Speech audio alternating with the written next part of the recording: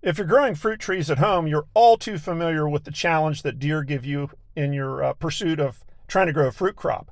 We have, for decades, tried to use different repellents that would keep the deer out of the orchard. Some are more effective than others, but generally speaking, it's disappointing. What we have found that's effective is exclusion. We sometimes use deer fence. It'll be 8 feet to 9 feet tall. That's an expensive way to go. We have found that the netting is the best way, least cost, most effective. So that's what we do. We've not found repellents to work. Exclusion does. I got to thinking about it, and a lot of people aren't going to want to use some kind of an exclusion, whether it's fence or netting. It's just not very practical on a small scale. If you're going to use a repellent, the one that we have found to be the most effective is called liquid fence. And you can Google that and find it at different retail outlets, but it was the most effective of any repellent that we ever used.